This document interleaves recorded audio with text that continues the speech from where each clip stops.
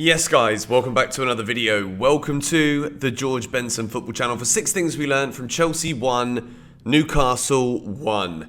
It's kind of good this because we didn't lose. We finally got a good performance. Not going to say great, not going to say magnificent. It was good. We weren't bad. And we managed to get a positive result against a team in the top half of the Premier League table. So for that reason, final 6 things we learned of the season. If you could, please hit the like button on this video. And also, if you want to join the exclusive GBFC Telegram, link at the top of the description. It's in partnership with Go Markets, Chelsea's official trading sponsor. And very soon, the next giveaway will be announced. And you guys are definitely want to be involved. Link at the top of the description. As far as the game was yesterday, you could argue that it was a dead rubber for both teams. Newcastle were trying to play to finish third, but United were at home to Fulham, another team who had nothing to play for. United won 2-1.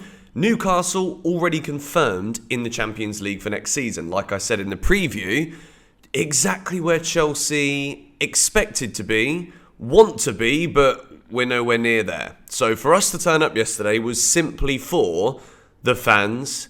It was probably the last time we ever see Ruben Loftus-Cheek in a Chelsea shirt. Azpilicueta, Frank Lampard finally gets that farewell. Mason Mount walking around at full time. He looked emotional walking down the tunnel, so we're led to believe he's walking around clapping. He's got Lampard with his arm over his shoulders. This end to the season, it's kind of like, I don't think I've ever said this in a footballing sense before, but it's kind of cringe when the Chelsea players, manager, everybody's walking around being like waving, but yeah, we've been shit. Sorry, like it was difficult to witness. I'm not gonna lie, even from the television, let alone being there. But of course, as fans, we always want to support our team when the season starts next year, and we're level on points with Arsenal, we're level on points with Spurs, level on points with the Man City juggernaut. We can believe again. And I think that is where, after that performance yesterday, where there were more positives than in other games, we created good chances, we actually controlled large swathes of the game, and apart from some shoddy early defending where we could have easily been 3-0 down before we equalised, Isak had 2 really good opportunities. Anthony Gordon, of all people, the man who we thought we were going to sign at the end of the transfer window, and then he goes to Newcastle, has a shocking season, but of course, we give him his first Newcastle goal. It's just poetic justice, I guess you could say, if your name's Anthony and your surname's Gordon. But we could have been 3-0 down. We started poorly, concentration-wise, to get people motivated to be alert for a game like this.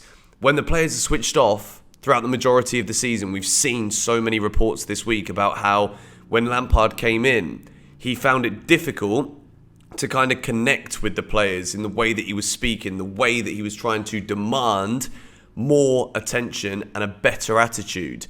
So the fact that we did switch off, gave away lots of chances yesterday, isn't a surprise when we've been chopping and changing formations, our best defenders are injured or totally out of form, and we're up against the Newcastle team absolutely bouncing with the fact that they've made the Champions League. But I've gone with a positive spin to this video today because there were positives that we saw in this game against Newcastle yesterday that can definitely get us excited for next season. The first of which is Raheem Sterling, a man who, as the season has gone on, everybody this year, I'm going to do, for every player, we're going to do like a 6 things we learned, but not 6 things for every player, but with the same coloured system. That video is going to be coming to you in the next couple of days.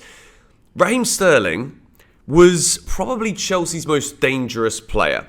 And for that, considering we did get a goal yesterday, and you can argue that Sterling was the biggest part to play in that, brilliant ball from Enzo, gives it to Sterling. Sterling takes on the defender, gets a scuffed, deflected shot away, and then in the end, Trippier just like slaps it with his hand into the goal. But it was made by Raheem Sterling. Direct, trying to take players on for a player amongst a group of players void of confidence in a dead rubber game. Sterling was trying to impose himself. And I think for next season, I don't think we're going to sell him. I think we've got to remember that this season, one of the reasons why we've struggled is because we're trying to fit too many new names into a team where we've lost a lot of leaders, or, well, there's been a lack of leaders, should I say. We lose Jorginho halfway through the season. More new signings come through the door.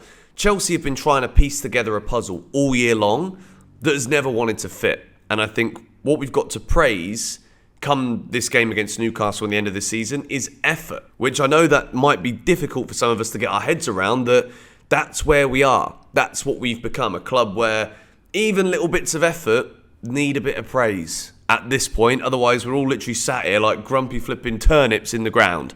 Box number 2 is a green box for Noni Madueke, who, again, this guy, so much potential and promise. If we look forward, he's so raw, which is great in the sense of like, we've got a talent for the future. He's going to become a great player if he's coached properly, which he will be under Pochettino. But at the same time, it's glaring. When you watch Noni Madueke play, he's got absolutely everything until it comes to the mental final decision. And when you go from being an exciting player in Eredivisie, where the standard's significantly less, that is so blatantly obvious. Coming up to the Premier League, Noni Madueke set Eredivisie on fire because most of the time, there isn't that much of a small window as to what that final decision needs to be. In the Premier League at the highest level, it has to be correct every time. Otherwise, you're going to be caught out every single time. And that is what has excited me about Madueke. I think with a proper coach, with a system where we're actually, the last few games of this season, we're not attacking in any kind of coherent way. We're hitting and hoping, which has been the story of the whole season. Hence why in 50 matches, we've only got 50 goals. But Madueke was good. I thought Sterling was probably more dangerous because when Sterling gets into those final positions, he looks more likely to play a better ball or to be able to score. But Madueke's positive again. Box number 3 is a red for Kai Havertz. It's not that I'm just picking on him every time. It's just like, I just don't think he's a very good player anymore. Which is super sad considering the association we have with Havertz through the Champions League. Got it tattooed on my flipping arm. I just watch him play over and over again and I just don't get it.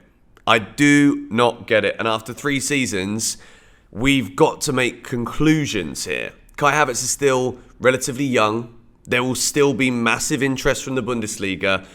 And I think it should be time for Chelsea to cash in. If we're looking to balance books, we want to make good progressive signings that Pochettino wants to work with X player to fit into X system in this Chelsea team.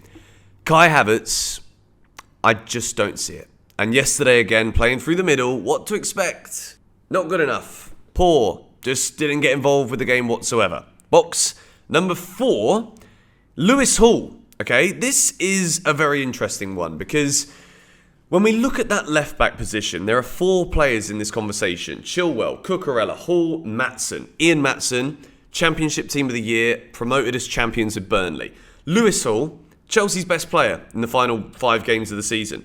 Cucurella, we've spent a lot of money on him. We've got to try and make it work somehow. That's probably going to be the case. Chilwell, always injured.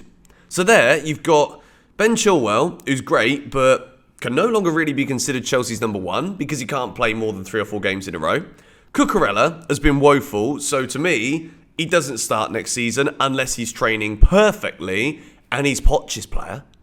He doesn't start at the beginning of next season. Lewis Hall is Chelsea's starting left-back, for me, at the start of next season. Why? We're in a phase at the moment where we immediately need to improve on this season. There is a bit of a worry within the academy that there is no pathway to the first team. Lewis Hall's performances at the end of this season, he has got an incredible delivery, better than Ben Chilwell, into the box. His crosses, magnificent. Corners yesterday, we nearly scored from a corner against Newcastle. Could you believe it? Why? Because Lewis Hall's delivery was excellent. Thiago Silva nearly bundles it into the back of the net. Lewis Hall is good enough to start as Chelsea's left-back. And for me, Ben Chilwell, as good as he's been, as much as I absolutely love Benjamin bloody Chilwell, he's always injured. And the dip of form towards the end of this season was so poor. So Lewis Hall is my number one now. Ian Maatsen, he could be sold just because of how good Lewis Hall has been. Let me know your thoughts on this in the comments down below. Obviously, it's difficult for me to say Chilwell's done. I'm not saying that. But Lewis Hall is a serious player. And I think if he somehow isn't in the squad next season, these worries of the academy, you can't win Academy Player of the Season and then be shipped off. And then expect the academy to be gassed to be a Chelsea academy player. Players will leave. We'll lose Lampteys, Livramentos, Gurheys. We'll lose all these players every single summer. We can't afford to lose Lewis Hall. Box number 5 is a green for the attitude improvement yesterday. There was a better attitude out there, wasn't there? I said I wanted to keep things a bit more positive because it's the end. That's box number 6. The season is over and I'm absolutely buzzing about it. Which, like, it seems weird, but I cannot explain to you how draining the last 4 months have been. It has been so draining. We were doubling down on uploads here on GBFC. We were pumping out content and Chelsea were getting worse and worse and worse and worse. And I'm glad that we, A, don't end the season with a defeat. B, there were positives from that game. We talked about it in this video. And C, it's flipping done now. We can put the nightmare, which is Chelsea's worst season of my lifetime. I mean, 95-96 was bad too, but I was 1 years old, which basically means that I was redundant as a fan. I didn't have any impact whatsoever. I probably don't have much impact now, but it has been a wonderful season of content, and I hope you guys have enjoyed it, despite the ending just being like a massive slog to beg for everything to be done. Chelsea news now. It is the summer, which means we've got gossip, we've got speculation every day. The news is coming your way. Let's stay tuned. Pochettino is Chelsea's manager. I'm very excited about this. I think it's going to be an exciting summer. And let's hope that we can turn up in August and give this a significantly better go than what we did this season. Come on, you Blues.